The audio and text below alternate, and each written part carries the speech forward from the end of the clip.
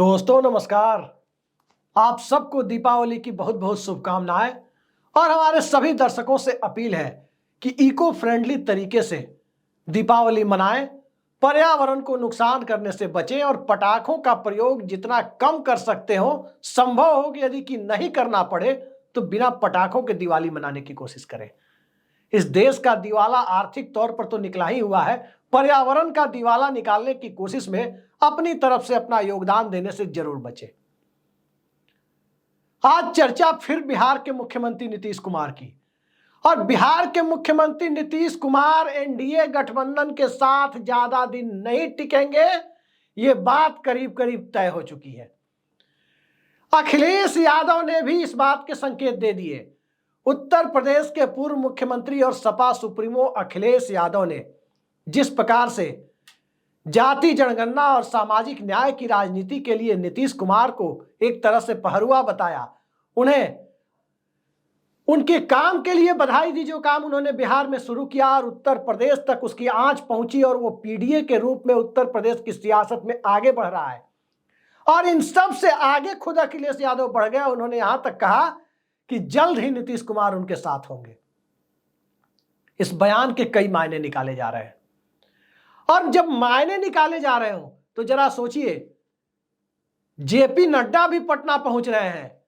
JP Nadda Chhath पर्व मनाएंगे बिहार में, और जेपी नड्डा छठ पर्व मनाने बिहार जा रहे हैं या नीतीश कुमार को मनाने बिहार जा रहे हैं, यह सवाल सबसे बड़े सवाल के रूप में अब सामने आ रहा है कि आखिर क्यों नड्डा साहब प्रोटोकॉल निभाने वाली जो उनकी भूमिका थी, एयरपोर्ट पर प्रधानमंत्री जब भी कहीं से आए, विदेशों से आए, तो उनका स्वागत करने की, वो काम छोड़ करके क्या उनका डिमोशन कर दिया गया है कि अब प्रधानमंत्री के लिए वो एयरपोर्ट नहीं जा रहे। अब बार बार वो चले जा रहे हैं पटना, और नीतीश कुमार का थर्मामीटर नाप रहे हैं, पॉलिटिकल थर्मामीटर, कि नीतीश कुमार क्या अभी रुके रहेंगे या नीतीश कुमार अब कभी भी यहां से रुखसत हो जाएंगे, इस गठबंधन से रुखसत हो जाएंगे। कई सवाल खड़े हैं कि आखिर जेपी नड्डा को पटना जाने की नौबत क्यों आई। स्वाभाविक है कि नेता जब किसी अघोषित मिशन पर जाता है तो घोषित मिशन कुछ और बताया जाता है। जब 2022 की शुरुआत में तेजस्वी यादव और लालू परिवार के साथ मेलजोल बढ़ रहा था नीतीश कुमार का, तो घोषित रूप से क्या कहा जा रहा था? दावते इफ्तार में गए। तेजस्वी यादव जब नीतीश कुमार के घर पहुंचते थे तब क्या कहा जा रहा था? जाति गणना के फॉर्मूले और तौर तरीके पर बात करने गए हैं। लेकिन सबको पता था कि अंदरूनी तौर पर क्या हो रहा है। जेपी नड्डा भी पटना जा रहे हैं, कहा तो यही जाएगा कि सदस्यता अभियान की समीक्षा के लिए जा रहे हैं। अरे भाई, आपकी पार्टी महाराष्ट्र में चुनाव लड़ रही है, झारखंड में चुनाव लड़ रही है, और आपको बिहार के सदस्यता अभियान की पड़ी है। जहां चुनाव हो रहा है वहां पार्टी का राष्ट्रीय अध्यक्ष फोकस ना करे। बतौर स्वास्थ्य मंत्री उनकी जो जिम्मेदारी है वो देश के स्वास्थ्य से ज्यादा, पूरे दिल्ली में पर्यावरण की समस्या एनसीआर में खड़ी हो गई है, खास करके पराली जलाने, प्रदूषण बढ़ने, इन सब चीजों से। तो यहां लोगों के स्वास्थ्य की चिंता उन्हें नहीं है, लेकिन बतौर भाजपा अध्यक्ष बिहार में भाजपा की स्वास्थ्य की चिंता जेपी नड्डा को हो गई है। तो इसके गहरे राजनीतिक निहितार्थ है। लेकिन सवाल उनसे भी बड़ा है कि आखिर नीतीश कुमार, जिनके बारे में लंबे वक्त से कहा जा रहा है कि अब इस गठबंधन में नहीं टिकेंगे, आखिर वो मुहूर्त कब आ रहा है जब नीतीश कुमार इस गठबंधन का साथ छोड़ने जा रहे हैं? तो उपचुनाव निकल जाने दीजिए। 23 नवंबर को बिहार की 4 सीटों के उपचुनाव के वोटों की गिनती हो जाने दीजिए। इन 4 सीटों में 1 सीट जेडीयू लड़ रही है, 2 सीटें भाजपा लड़ रही है, और 1 सीट जीतन राम मांझी की पार्टी लड़ रही है। तो उपचुनाव के नतीजे को एक लिटमस टेस्ट के तौर पर देखा जा रहा है कि आखिर जनता दल यूनाइटेड की सीट पर भारतीय जनता पार्टी के कैडर वोट जिन जिन बूथों पर हैं, वो कैडर वोट जेडीयू को वोट देते हैं या नहीं देते हैं। पिछली बार साफ दिखा था कि भारतीय जनता पार्टी के कैडर अधिकांश इलाकों में, बिहार के अधिकांश इलाकों में लोक जनशक्ति पार्टी की सवारी करते दिखे थे, खासकर उन सीटों पर जहां जेडीयू चुनाव लड़ रही थी, और उसे आम बोलचाल की भाषा में चिराग मॉडल कहा गया। चिराग मॉडल ने नीतीश कुमार की पार्टी को 43 पर लाकर सिमटा दिया। अब यह चिराग मॉडल आगे भी चलेगा। चिराग मॉडल में भी बड़ा फर्क है। लोकसभा का चुनाव जब होता है, यानी सांसदों की जरूरत दिल्ली में नरेंद्र मोदी की सरकार बनाने के लिए होती है, वहां ऐसा रिस्क नहीं लिया जाता। वहां अपनी पार्टी और सहयोगी दल में भेदभाव नहीं किया जाता, क्योंकि नंबर 272 के आंकड़े को पूरा करने के लिए दिल्ली में जरूरी है, भले किसी पार्टी के हो गठबंधन के तहत। लेकिन वही चिराग मॉडल सामने आ जाता है बिहार के चुनाव में, जब 2020 में चिराग पासवान की लोक जनशक्ति पार्टी जनता दल यूनाइटेड की सीटों पर अपने कैंडिडेट खड़े कर रही थी और उस कैंडिडेट को अप्रत्यक्ष तरीके से बीजेपी के काडर का सहयोग मिल रहा था। कुछ काडर तो चुनाव भी लड़ रहे थे लोजपा के टिकट पर, और इसी को आम बोलचाल की भाषा में चिराग मॉडल कहा गया। और इतना ही नहीं, उस पूरे चुनाव में चिराग पासवान खुद को नरेंद्र मोदी का हनुमान बताते हुए चुनाव लड़ रहे थे। तो वह हनुमान, नरेंद्र मोदी के हनुमान, जब नीतीश कुमार की पार्टी को टारगेट कर रहे थे, और एक ही हनुमान तब थे, और आज की तारीख में तो तमाम तरह के हनुमान ही नहीं है, सुग्रीव वगैरह सब दिखाई दे रहे हैं, तब क्या करेंगे नीतीश कुमार? अब कितनी बी टीम, सी टीम, डी टीम, कौन किसकी बी टीम है वो भी नहीं पता चल रहा। कितनी बी टीम, सी टीम, डी टीम चुनाव के पहले तैयार हो रही है, जरा उसकी गिनती कर लीजिए। एक पार्टी खड़ी हो गई है एक चुनावी रणनीतिकार की तरफ से, प्रशांत किशोर की पार्टी, जन सुराज पार्टी। अब उस जन सुराज पार्टी के भीतर किसकी पैठ है, किन वोटरों को टारगेट कर रही है, किसके वोट वो काट रही है, यह भी इस चुनाव में पता चल जाएगा कि जन सुराज पार्टी को इन 4 सीटों के उपचुनाव में पता चलेगा कि किसका वोट मिल रहा है। मोटे तौर पर यही दिख रहा है कि भारतीय जनता पार्टी के जो कोर वोटर है, सवर्ण समुदाय के लोग, उनके वोटरों की एक ठीक ठाक तादाद जन सुराज की तरफ जा रही है। दूसरा यहीं तक सीमित नहीं है, अब दूसरे को भी देख लीजिए। एक नई पार्टी आ गई आज, आशा पार्टी, आप सबकी आवाज पार्टी, तरह तरह की नाम वाली पार्टी बिहार में आ रही है। वो है नालंदा जिले से आने वाले और नीतीश कुमार के करीब, बेहद करीबी रहे, उनके स्वजातीय आरसीपी सिंह की पार्टी। तो नीतीश कुमार का जो सबसे मजबूत गढ़ है उनका गृह जिला नालंदा, जब 2014 में भी 2 लोकसभा सीटें मिली थी, तब भी 1 सीट नालंदा की थी। तो क्या गृह जिले में भी चिराग मॉडल का प्रयोग किया जा रहा है? नीतीश कुमार से जब खटपट हुई तब वो उनकी पार्टी छोड़े बीजेपी में गए। बीजेपी में तवज्जो मिली या नहीं मिली, या जानबूझकर मजबूर किया गया, जिस वजह से भी सही, आज 31 अक्टूबर को उन्होंने अपनी पार्टी बनाने का ऐलान कर दिया। कई सारी BCD टीम दिखाई दे रही है, और भी कुछ पार्टियां हैं। पशुपति पारस की भी एक पार्टी है एनडीए में, उन्हें बहुत तवज्जो नहीं मिल रही है। एक हैदराबाद वाली पार्टी चुनाव लड़ती ही रही है बिहार में। तो इतनी सारी BCDE जितनी टीम है, जितने अल्फाबेट है, उतनी टीमें कहीं खड़ी ना हो जाए बिहार में। वोट कौन किसका काट रहा है, यह देखना महत्वपूर्ण है। और क्या नीतीश कुमार को चिराग मॉडल के इस कथित विस्तारित रूप का ज्ञान नहीं है?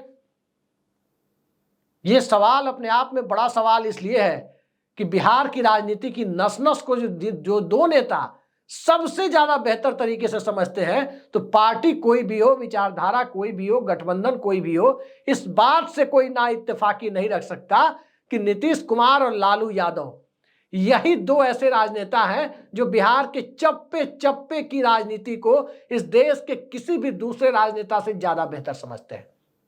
आज की तारीख में कोई भाजपा का नेता, कोई जदयू का नेता, कोई कांग्रेस का नेता, लेफ्ट का नेता, राजद का नेता, या ये BCDE टीम वाली पार्टी का कोई नेता ये दावा नहीं कर सकता कि वो नीतीश कुमार और लालू यादव का 1/4 भी बिहार को समझता हो। तो ये बात तो पक्के तौर पर पता है कि नीतीश कुमार भारतीय जनता पार्टी से विमुख हो रहे हैं, तो उसके पीछे एक कारण भारतीय जनता पार्टी के कैडर का सहयोग मिलने में उन्हें कोई ना कोई कठिनाई दिखाई दे रही है। अब सवाल यह है कि गठबंधन होता क्यों है किसी 2 दलों के बीच? ऐसा तो है नहीं कि नीतीश कुमार को कोई रात में सपना आया होगा कि नरेंद्र मोदी को प्रधानमंत्री बनाना है, इसके लिए वो गठबंधन किए होंगे। गठबंधन कभी भी जब 2 दलों के बीच में होता है तो एक ही एजेंडा होता है, दोनों पार्टियों के कोर वोटर्स का म्यूचुअल ट्रांसफर, आपस में एक दूसरे को मिलना। और यह बैरियर पिछले विधानसभा चुनाव में भी दिखा, जब भारतीय जनता पार्टी का कोर वोटर चिराग मॉडल के तहत छिटक गया। उपचुनाव में भी अभी दिख सकता है कि वो छिटका या नहीं छिटका। और इस सब से आगे जाकर के देखें तो भारतीय जनता पार्टी जो प्रयोग कर रही है, नीतीश कुमार उसे भली भांति समझते हैं। इसी विधानसभा में 2 बार नीतीश कुमार ने भाजपा के साथ सरकार बनाई, दो डिप्टी सीएम बनाए गए। पिछली बार नीतीश कुमार के कोर अति पिछड़ा वोट बैंक से रेणु देवी को बनाया गया, नीतीश के दोस्त सुशील कुमार मोदी को किनारे करके। और इस बार जब डिप्टी सीएम बनाया गया, जब 28 जनवरी 2024 को नीतीश कुमार दोबारा आए इस गठबंधन के साथ, नरेंद्र मोदी अमित शाह के एनडीए गठबंधन के साथ, बिना संयोजक वाले एनडीए गठबंधन के साथ, तो उस गठबंधन में भी एक डिप्टी सीएम सम्राट चौधरी बनाए गए। तब वो पगड़ी बांधते थे। लौकुश समीकरण को कमजोर करने के इरादे से सम्राट चौधरी को बनाया गया। क्या यह बात नीतीश कुमार को दिख नहीं रही थी? सब कुछ दिख रहा था। और वहीं दूसरी तरफ आरजेडी की स्थिति को देखें, राष्ट्रीय जनता दल की क्या स्थिति है। राहुल गांधी और तेजस्वी यादव रांची में होते हैं, एक ही होटल में रुकते हैं, लेकिन दोनों की मुलाकात नहीं होती है। मुद्दा क्या है? दोनों के बीच मुलाकात नहीं होना कहीं ना कहीं इस बात का तो संकेत है कि राहुल गांधी तेजस्वी यादव से कुछ मामलों को लेकर मतभिन्नता रखते हैं। राष्ट्रीय जनता दल के रवैये से बहुत खुश नहीं है। वो रवैया कौन सा हो सकता है? बिहार के मुख्यमंत्री नीतीश कुमार के एनडीए गठबंधन में वापस जाने के बाद, यानी इंडिया अलायंस छोड़ने के बाद ही वो परिस्थितियां पैदा हुई जिससे नरेंद्र मोदी को तीसरी बार प्रधानमंत्री पद नसीब हो सका। अन्यथा सभी जानते हैं कि नीतीश कुमार उस गठबंधन में रहे होते तो आज इंडिया की सरकार होती। अभी भी अगर नीतीश कुमार चंद्रबाबू नायडू उधर चले जाएं तो ये सरकार पलट जाएगी, वैकल्पिक सरकार इंडिया गठबंधन बना लेगा। तीसरी बात जो इन सब के बीच सामने आ रही है वो ये है कि तेजस्वी यादव दुबई में थे पिछले दिनों, और जब तेजस्वी यादव दुबई में थे तो नीतीश कुमार ने जिन्हें पार्टी का राष्ट्रीय महासचिव बनाया, अशोक चौधरी, वो भी दुबई गए थे। कहा गया कि दोनों लोग अलग अलग कार्यक्रमों में गए हैं, लेकिन सवाल यह उठता है कि दोनों का एक समय दुबई जाने का कार्यक्रम क्यों बना था कि जब तेजस्वी दुबई में हो और अशोक चौधरी दुबई पहुंच गए हो। बिहार की राजनीति को जानने वाले लोग कहते हैं कि दोनों के बीच गुप्त मुलाकातों की बात को दबी जुबान से लोग कहते हैं। मुलाकात हुई या नहीं हुई इसके बारे में पक्के तौर पर कोई कुछ नहीं कह सकता, लेकिन दोनों एक ही समय में कुछ दिनों तक दुबई में थे, इस बात पर तो पक्की मुहर लगी हुई है। और एक ही शहर में एक स्टेट के 2 राजनेता मौजूद हों, बिहार से बाहर, हिंदुस्तान से बाहर, भारत की भौगोलिक सीमा से बाहर, तो गुंजाइश तो ज्यादा होती है कि मुलाकात तो हुई रही होगी। खैर, बात इतने पर ही नहीं रुकती है, बात इससे आगे जाती है। और इससे आगे कहां जाती है? तेजस्वी यादव और राष्ट्रीय जनता दल नीतीश कुमार के खिलाफ बहुत आक्रामक रूप से दिखाई नहीं दे रहे।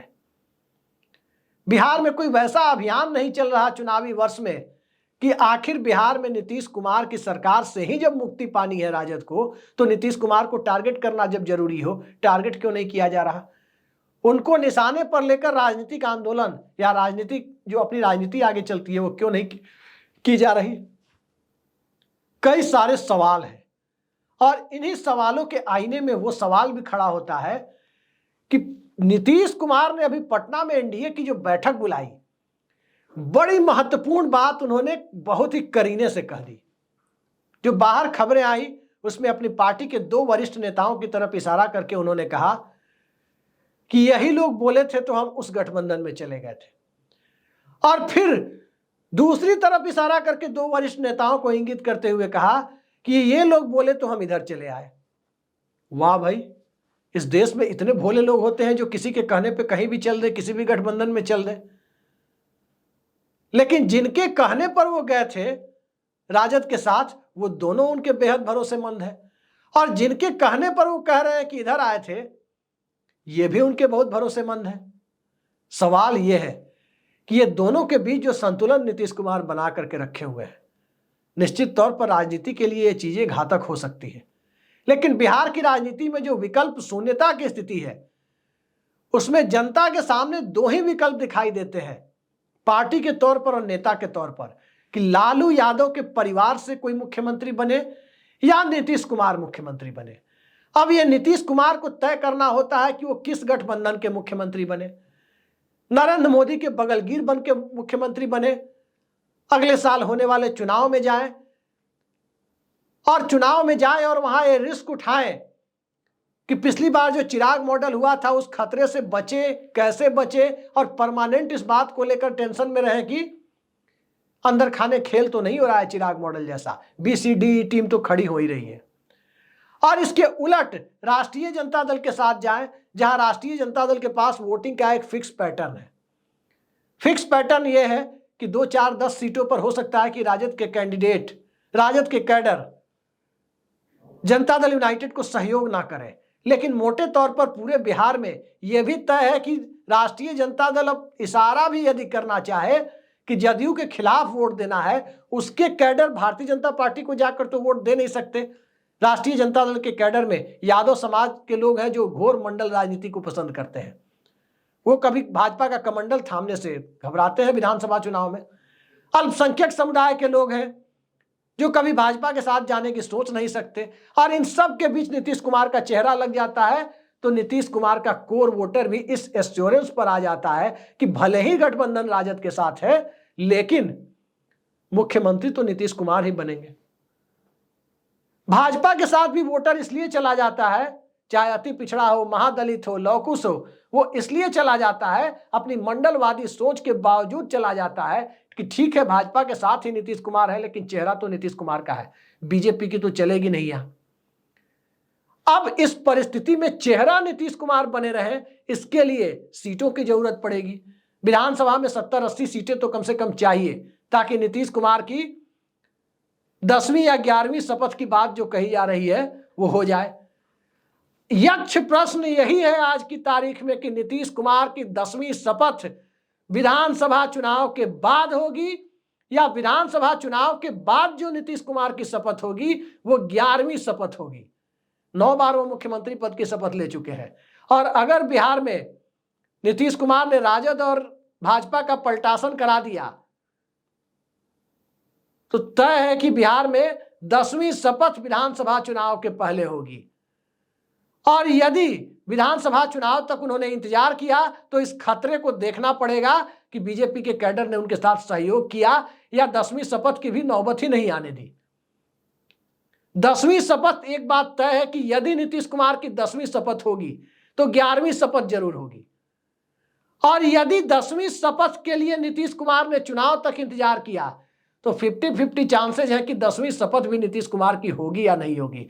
और इसी दोनों के बीच नीतीश कुमार की राजनीतिक प्राथमिकताएं तय होनी है। महाराष्ट्र का नतीजा बहुत कुछ तय करेगा, शरद पवार का मैनेजमेंट बहुत कुछ तय करेगा, हेमंत सोरेन की राजनीतिक बादशाहत बहुत कुछ तय करेगी कि 23 नवंबर के बाद वो बनी रहती है या नहीं रहती है। और इन सब को देखते हुए बिहार के उपचुनाव में बेलागंज की सीट पर भाजपा के कोर वोटर ने जेडीयू का सहयोग दिया या नहीं दिया, उन कैंडिडेट को दिया या नहीं दिया जिन पर एनआईए की रेड हुई थी हाल ही के दिनों में, ये इस बात को तय करेगा कि नीतीश कुमार इस गठबंधन में रुकेंगे कि नहीं रुकेंगे।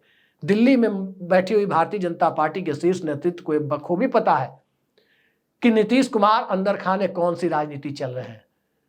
और जब कौन सी राजनीति नीतीश कुमार चल रहे हैं, जब दिल्ली को यह पता चल चुका है, छठ पर्व मनाने जेपी नड्डा पटना जा रहे हैं या नीतीश कुमार को मनाने जेपी नड्डा पटना जा रहे हैं, यह सवाल अपने आप में दिलचस्प हो चला है। क्या जेपी नड्डा मना पाएंगे नीतीश कुमार को? छठी मैया तो मान जाएंगी, नीतीश कुमार मानेंगे कि नहीं मानेंगे ये कहना आज की तारीख में थोड़ा मुश्किल जरूर है।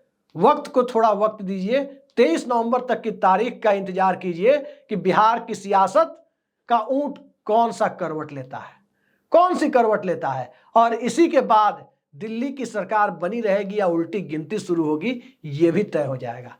फिलहाल के लिए इतना ही। नमस्कार।